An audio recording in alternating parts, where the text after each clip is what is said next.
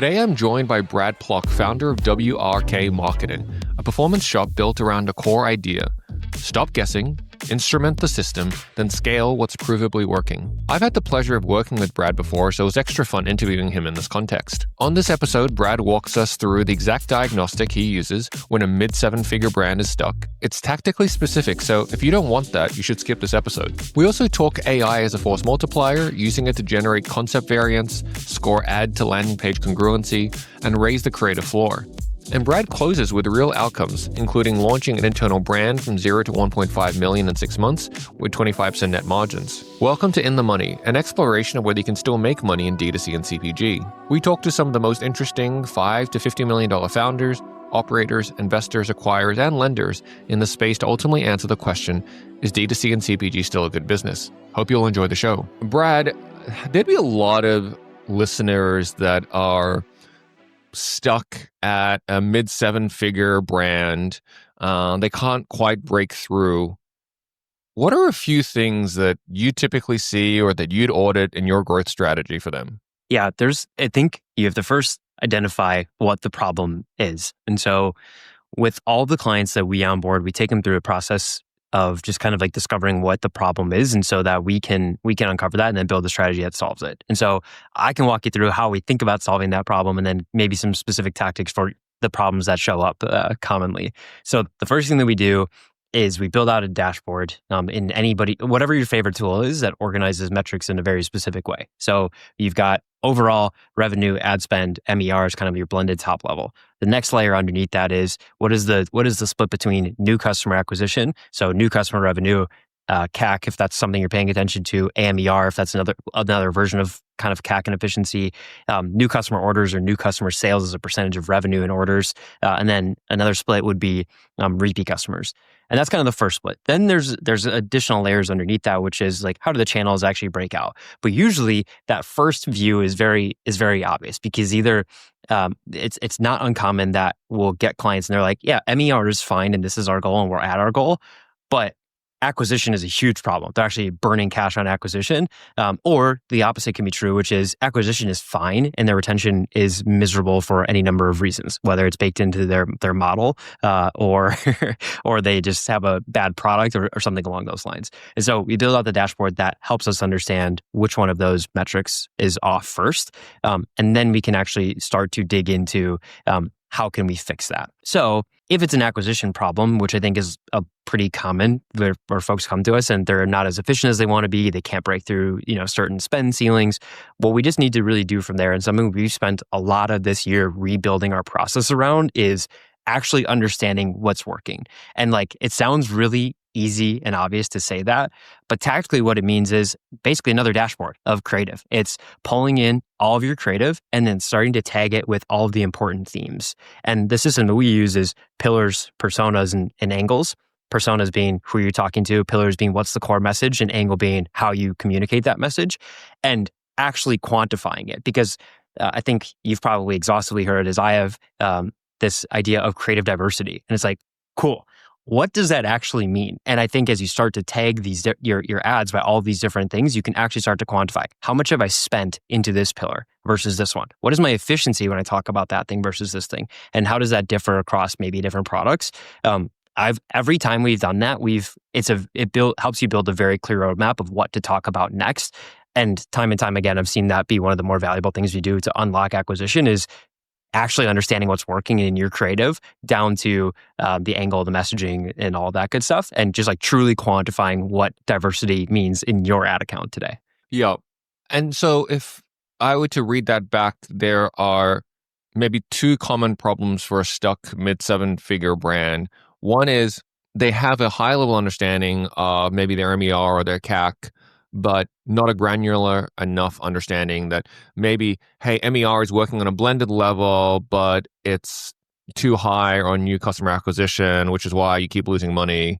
And on the creative side, they're not being scientific enough on, hey, they're just throwing a bunch of creative, maybe only picking one that works, double down, then hits a cap, then they're like, okay, I'm stuck again.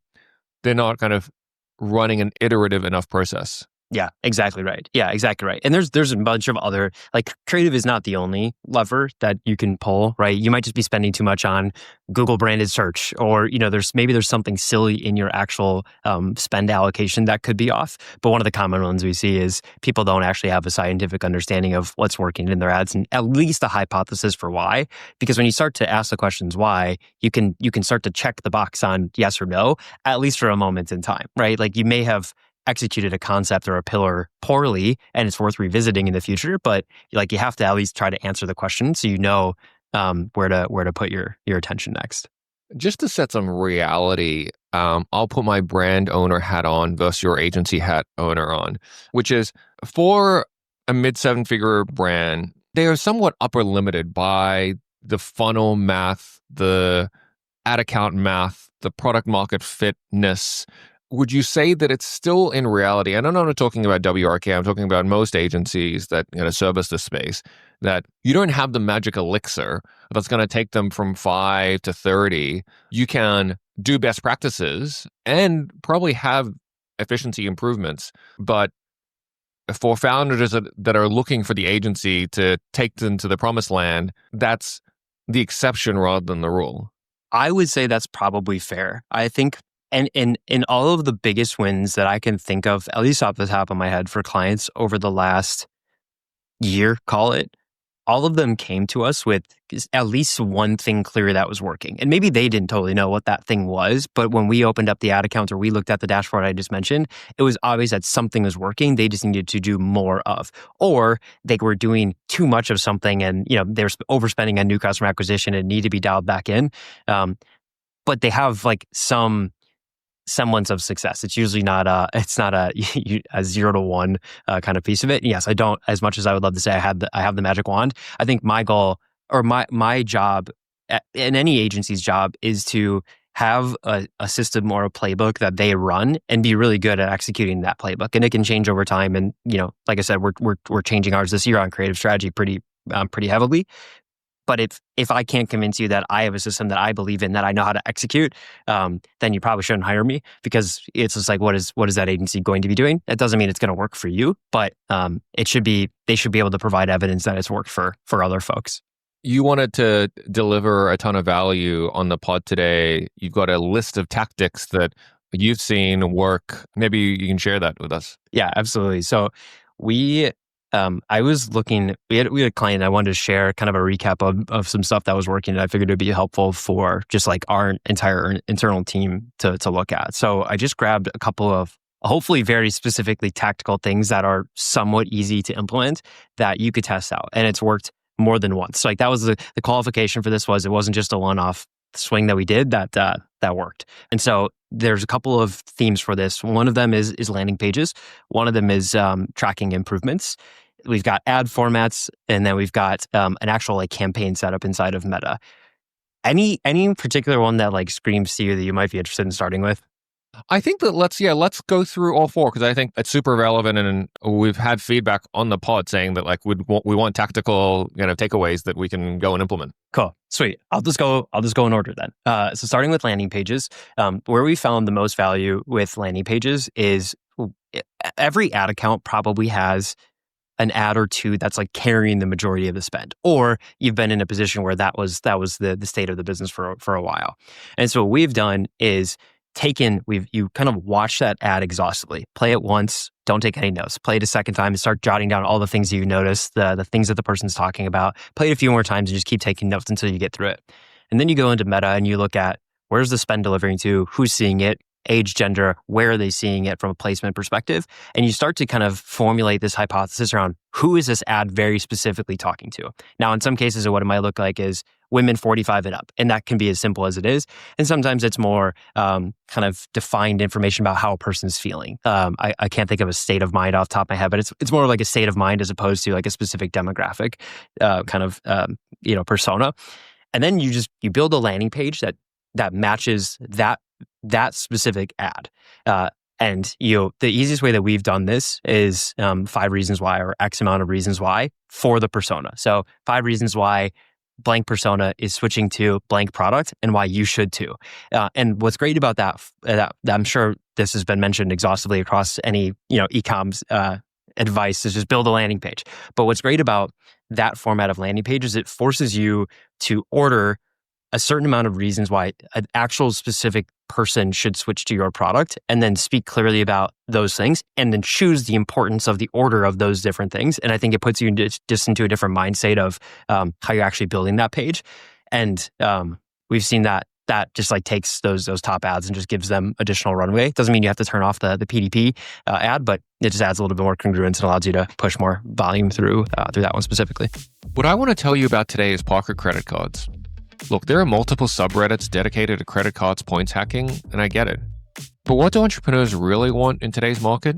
Help managing their payback windows when acquisition starts ramping. With Parker credit cards, you get up to 90-day repayments on ad spend to help you on your cash conversion rather than having all that upfront ad spend before revenue starts coming in. Parker allows you to spend aggressively while still managing cash flow, including meta spend. So instead of hunting for best points or cashback programs, realize that the best ROI is to be able to increase your ad spend without hurting cash flow. Go and check them out. Parker credit cards at getparker.com. That's getparker.com. Parker is a financial technology company, not a bank. The Parker Commercial Credit MasterCard is issued by Patriot Bank and a member of the FDIC, pursuant to license by Credit Card International Incorporated. Just to ask, I'm curious, what is the percentage of traffic that you're sending, let's say from Meta specifically, to PDP versus LP? Yeah, it depends on the brand a little bit, right? So in apparel for the most part, like if you know Zach from Hollow Socks, like he spends most of his traffic through landers, which I think is uncommon for apparel, but I think it's not single SKU, but single SKU in the sense that he sells socks for specific people, and so going through the landing page, I think allows to add that kind of layer of context for who the person is coming through.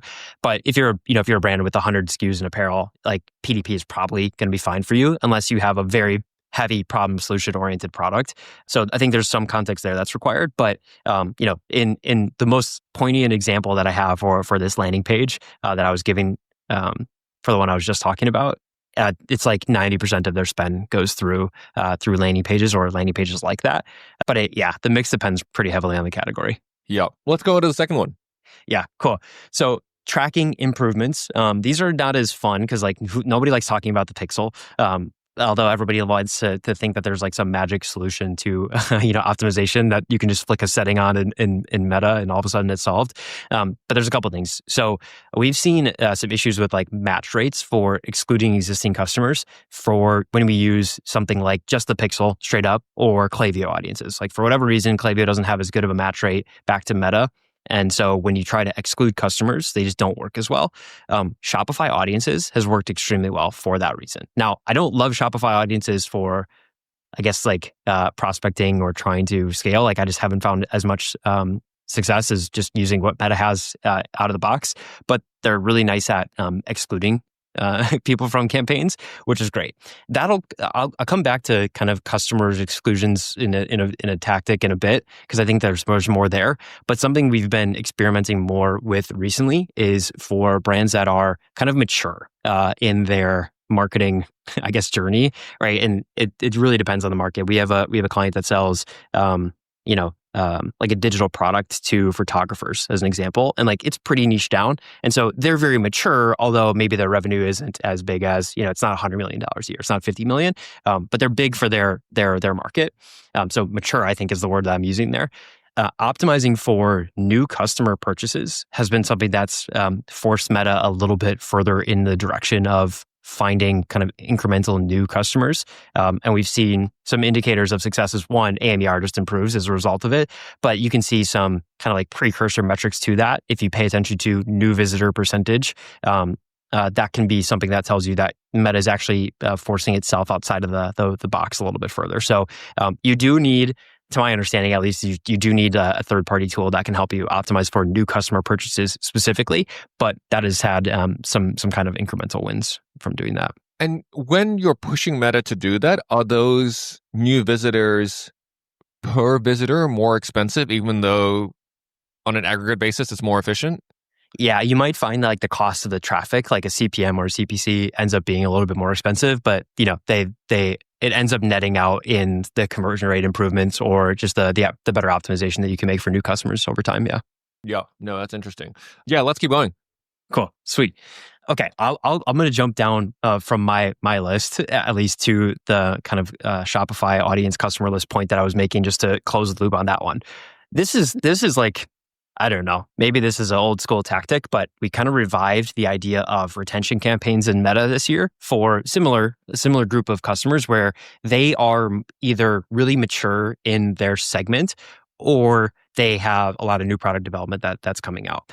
And so what this looks like is we are building campaigns inside of Meta that targets directly customers, lifetime customer lists, or however you want to define that customer list. There's an important distinction here, though, which is you are excluding what you might define as an active customer list. I think CTC talks a lot about how they define active customers. A simple way to think about it is if the person is very unlikely to come back and you've been sending them emails exhaustively and they're not purchasing, you can include these people in the targeting, but you want to exclude people who are opening your emails, they're buying over the last 30 days, maybe they're an active subscriber if you're a subscription-based product, but going back out into the well of people who are familiar but haven't purchased in a long time and probably won't, and running your top performing ads and or a catalog to them and just like reconvincing them why they should come back and purchase. Now, when we do this, we're holding it to a higher standard, right? From an efficiency standpoint, because we don't want to just go repay the same CAC on people who are familiar with us. Like there should be a little bit more margin built into that expectation there. And also, yeah, I guess that's actually kind of the main point is you should leave more room for margin on those folks because it's not a brand new customer. So you have to squeak out a little bit of additional margin. On top of that, the buzzword here, incrementality of that campaign it's probably a little bit less incremental because they're familiar with you. So you kind of have to hold it to a higher standard. For one of the clients we've been doing this for, they've basically doubled their repeat customer revenue year over year. Not exclusively because of that, but I would say it's probably 50% of that at least. On top of that, they've been releasing new products, and we're reaching people who they've emailed them. Like they've tried to get in touch with them. They're in their Facebook group. They've gotten emails from them. They texted them. They're not coming back without being reconvinced through an ad to come back and purchase. Yeah, no, that's super interesting. And brands are either excluding them completely because they think that they're active customers and then missing out on the incremental lift of re-engaging them. Well, that's probably the default. Yeah, exactly. And I think that actually brings up an interesting point, which is like, should we just include the non-active customers in our prospecting campaign? Should we just let that campaign go and run free? And I don't have a strong opinion on this, but I've seen we have a client that sells protein bars, and when we set up a campaign for them, we built out a new offer, a new landing page, and built out a bunch of new creative this year. And when we relaunched all of that, we forgot to initially kind of exclude the full customer list before we had this like strong opinion. And the first day I was like, okay, that looks like way too efficient and too good to be true. Okay, second day it's still so, and then I'm like, okay, well then I'm looking at the difference between between ROAS and new customer ROAS, and there's a pretty big gap. Now, new customers still looked awesome and the volume looked great. And the reason I tell that long story is because I think that there's probably some validity to having your repeat customers help influence Meta who they should go after can be valuable because it can give some signal to the campaigns. Where it becomes tricky is if Meta starts to like hone in on that a little too much and they overspend, and kind of back to the point of incrementality is Meta might think that they're doing a good job because attribution looks nice. But if that person was likely to come back anyways, that's where it can get tricky. So I've seen some success with like that igniting a campaign, but then eventually we exclude those people anyways and then build a separate campaign for them. But yeah, I think back to your original point, like a lot of people are just like blanket excluding them and they're not coming back. So yeah. No, that sounds like potentially a really big win for brands that are doing that. I love this. Let's keep going. Cool. Sweet. I've got one more, which like could be a bunch of mini subtopics if you wanted to dig into any of those additional pieces. But two types of ads that have worked very well for us across a ton of brands. The first is kind of an expert, but really more like a founder kind of video. And I think what works about founder videos just kind of like naturally is in most cases, if you started the company as a founder, like you had an obvious pain point or several that you were trying to solve. And so you can make, whether it's a super professionally filmed or it's a you holding up your, you're doing this, doing the UGC type of thing, you can very clearly articulate the pain point that you had and communicate how you built the problem specifically to solve that. And I think there's a lot that goes into that. One is it's very problem solution oriented. So it's very easy for people to understand the problem that you experience because maybe they experience it too. And then also, I think people just like the idea of buying from people that they can relate to, which is, that's probably what pumped out this whole UGC wave that we've been seeing for years. But I think that format has just like worked very, very well. Just clearly stating like, here's the problem I had, here's how I solved it. And you can do as many features as you want. And that can be really fun. The second format that's great, and I love it because it's low lift from I guess an effort perspective. Like filming a founder video might take some time to think about what you're going to say and film it. And maybe if you're awkward on camera, you got to figure that out. But this next one is just grabbing customer images and videos from your actual reviews and launching them as is. So the way that this works for us, and we've played this out a few times, is we'll just go into our reviews, we'll download it, the image as is, we'll edit literally nothing, and then we'll take the word for word review and paste it in there. Like leave in the typos, everything in quotes, verified customer, and just throw it up. And that's worked very well. I tested this for a client recently where we took the review images as is with some copy to match that was like their top performing copy of all time versus the actual specific customer testimonial. Customer testimonial crushed the best copy of all time because it was actually the story being told by that person specifically. And it's super easy to get more of this. You can send an email to your customer list right now and say, hey, I would love to give you a free product. Can you just go leave us an image review and give us permission to use it in our ads? Now, for legal reasons, they're probably supposed to say like, hey, I got, you're not asking for a 5-star review, but they should probably say I got compensated for leaving a review. So you might want to add that disclaimer in there, but you don't need a graphic designer to do anything to these images. You can just set them up. One additional hack, I'm just on this rant right now about review images, but one thing that you can take on top of that and get more life out of those specific ads with is just to take one of your top performing headlines and your top spending review customer image and marry those two things together and just like let it rip. And we saw an ad which was capped out at like $20K in profitable spend over its lifetime. We added that and it literally 10x the volume of spend through that ad just by taking and adding a headline on something that was already working. If you're like most founders, supply chain is probably one of those things you just deal with because you have to, not because you love it, and not because you're an expert. If you spend hours chasing suppliers, negotiating tiny price breaks, trying to figure out if delays were real or just another excuse, you probably want to pay attention to this next bit. Move Supply Chain is a team out of the Philippines I've been working with, and they've saved me hours I didn't know I could get back. They handle the messy stuff, sourcing, supplier vetting, negotiations, tracking, and even inventory planning. They've helped D2C brands I know lock in better MOQs, negotiate stronger supplier terms, and make smarter decisions with working capital. What do I like most? They don't give you a deck and disappear. They actually embed you with ops and fix things that are slowing you down. Now here, a bonus for listeners. They're offering a risk-free 4-week trial. You can use code INTHEMONEY to get a discounted rate if you want to test them out.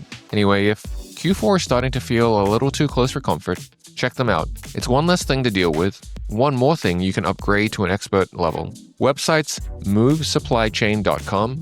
That's movesupplychain.com.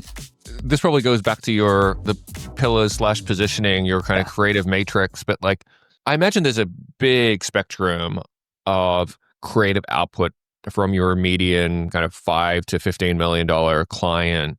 On the one end, they've just got the muscle. They're either kind of creative led at the founder level or at the executive level. They've got a couple of people, they're producing a ton of social content. On the other, maybe they're product focused but not creative focused, and or maybe they're operations focused and not creative focused. Yeah. I presume that it's easier to work with the highly creative, hey, we just have a ton of assets. Is that right? Or is there a point like you can only test so much in a certain period to get the signal? That's a good question. I think, I don't know. I don't know if I've played it out. I mean, it's certainly helpful if a client has a bank of assets, right? Like if they if they have a bank of assets and they're doing a photo shoot a month, and they before the photo shoot they say, hey, what's working right now, so we can add in some of these things to the mix. Like that is definitely the case. Like if you are just naturally creative in producing something, I think that obviously gives you a leg up, because it's like, even if we do no edits to this, we have a floor for how much creative's going into the ad account every single month. We in our process we edit and remix a bunch of stuff kind of exhaustively to make sure that we squeeze every single possible drop out of it. But I'd say it's probably fair to say that if the more creative side is definitely a leg up. And when you think about the brands that you worked with, maybe what's the most common misconception founders have about working with paid media's role in growth? Yeah, that's a good question. I think there's just like one of the common confusion points that comes up is that brands, they look at ROAS and it is what it says it is. And so, like, even to this day, and I'm sure the people listening here are like very sophisticated, so this probably won't surprise anybody. But like, Google ROAS is not the same as Meta. Like you have to account for branded search, and they kind of have this assumption that attribution is this perfectly crystal clear thing, and they should spend into it based on attribution.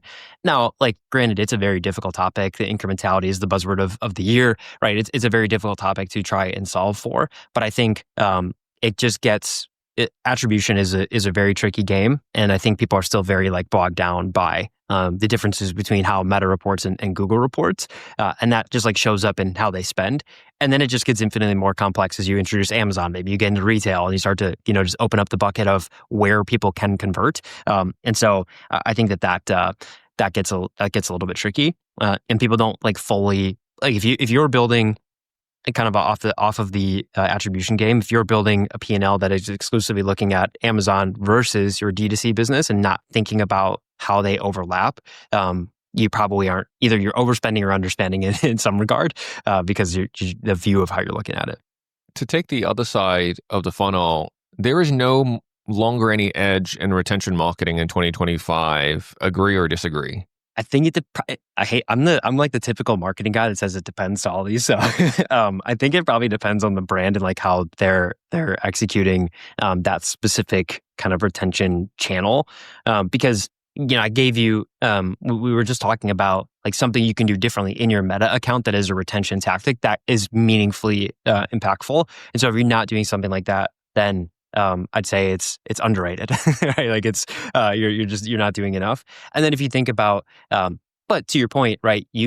Anybody can go upload all their brand's history and their website and whatever into a Claude project and rip out a ton of emails and send a ton of volume. So I think the value in that is, one, having a strategy for the messages that you're saying and how you're saying it, and probably having a product calendar and things like that align with what you're saying. But then also just like being human. And the way that I see it, there's a lot of value in the retention side of that is like plain text emails, because they, again, back to my point about like it forces you to like write out something thoughtful there, like the landing pages. It forces you to communicate with like a real person on the other side of the email inbox. So yeah, I don't know if that's a fair answer. It's kind of wishy-washy back and forth, but. Let's keep pulling on the thread of AI. I want to ask a better question than this, but like my question is like, how much are you using it? Creating emails, creating landers? Yeah. We use a tool. I mean, so we use a decent amount of it. I wouldn't say that it's 80 or even 50% of like the output that we do, but I think it aids in like getting the creative engine started when you're stuck. I think it can be super helpful for that. And then also like for iteration and ideation, I think it can be valuable for that. So I keep a board on a tool called Poppy that just has like all of the different ways I think we can use the tool. So I'll just ramble off a couple. So this Poppy board is basically like you connect context into a ChatGPT or a Claude window, and then it can do something with that information. So maybe we have a brand's context, their top performing ads and all of that connected in, and then we have a specific tactic. Okay, it's the creative diversification blueprint Poppy board, where I have a top ad that works, but I want to say it in 20 different ways, whether it's a static or a video, and it just gives me an idea for the next concept that I can do. So it gives me 20 of those. And again, I'm not going to keep all 20, but it gives me a starting point for how to diversify. We've got and across creative, there's a bunch of those. It's how can I change the hook to make it look like it's a new video without actually losing the essence of what the video is. And it can take a top video and it can do that. It can produce a bunch of different headlines that you can choose from. One that I really like, back to the landing page piece, that's been cool, is taking your current top performing ad, the video or the static, and the landing page link, and just saying like, what is the congruency between these two pages? Like, here's the customer that's responding to the ad right now. Is this congruent? And like, how does this stack up? And how would you make it more congruent? And that's been really fun to kind of unlock some insights. What you can do in the landing page example that I gave earlier is, like, let's say you write out a 5 reasons why landing page. You can test them against each other. You can say, hey Claude, here's my top ad, and here is my landing page, or my PDP, and then here's my top ad, and here's my my lander. Can you give it a congruency score out of 100? And that's been like really, really cool for it to come back. And now you kind of have to build some process into like defining what congruency means and what a good score is and why. But in the times that I've done it, the page that's performing better usually gets a better score. But that, trying to max out your congruency score to 100 is a fun way to use it. AI. Everyone's talking about it, and you're worried you're getting left behind. Meet RichPanel, an AI-first customer support platform that's built for one thing: making support faster, smarter, and cheaper for e-commerce brands. Something you can actually feel smarter about using. RichPanel combines a unified inbox across email, chat, and socials, a customizable self-service portal that customers actually use, and Sidekick AI, powered by GPT-4, which learns from your past tickets to suggest on-brand replies. Does it actually work? Well, with RichPanel's guarantee, you get guaranteed 30% cost savings when you switch from Zendesk or Gorgeous, 30% automation to reduce your ticket volume, and a no-risk guarantee that if RichPanel doesn't deliver those results in 60 days, you get a full refund. That's why top brands like Ridge Wallet, Jones Road Beauty, and Pella Cases are already using RichPanel to save hundreds of thousands in support costs. Time to start letting AI work for you.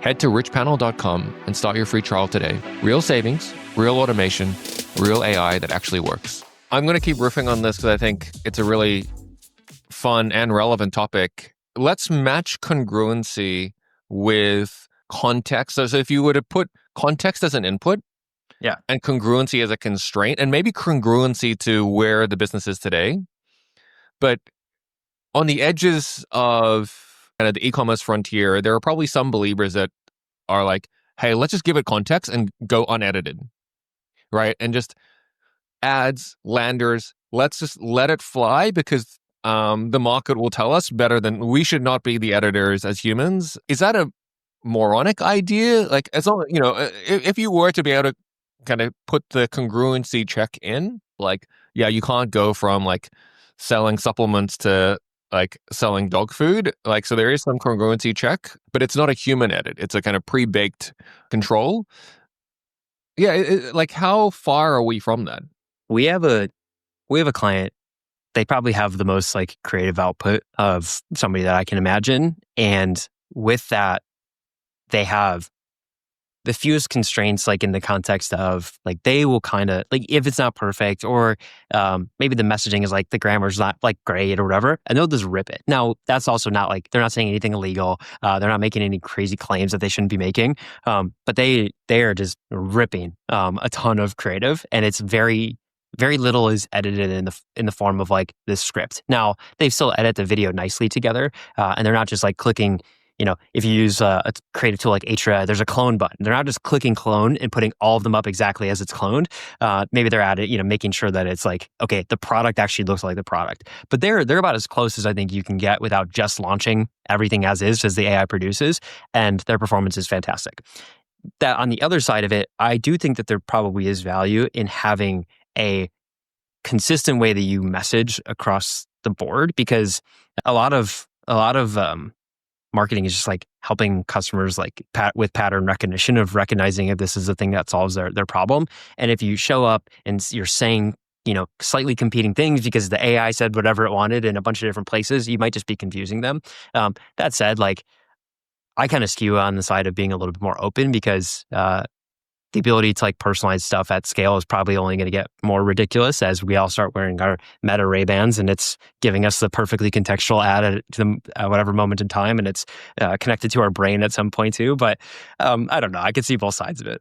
Yeah, I can't wait for Meta to start hooking like physical dopamine drips through the glasses of like, I see the ad, I feel good, I want to buy it now. Yeah, right. Yeah, it's they know what triggers the dopamine receptors, but now they are actually like physically triggering them on your behalf. Yeah, just a little massage of the brain in the back. What's a marketing truth you believe today that you didn't believe 5 years ago? I think the creative piece of it is where I lean. Even 2 years ago, like this idea that creative was important. I think was there, but you're not going to find many companies, us included, 5 years ago, who were pumping out hundreds of ads for one brand a month. There's going to be few, and those few probably did really well. But 5 years ago, it was not this idea of creative volume. I don't think existed in the way that it does now. And Meta is telling us that it exists now, right? The whole Andromeda rollout is telling us that. Back to the point of personalization at scale is like they're trying to hit the right person with the right message at the exact right moment. And at some point, probably in the not too distant future, they're going to tell us what that is instead of us telling them. Maybe that's a little AI maxi, but I think in general, like the point about creative strategy being like super valuable, I think that the tides have shifted even in the way that agencies hire or brands hire. I think they're prioritizing creative strategists over media buyers. And now both kind of have, they can be interchangeable, but I think that is just like showing up in the way that people are actually hiring today too.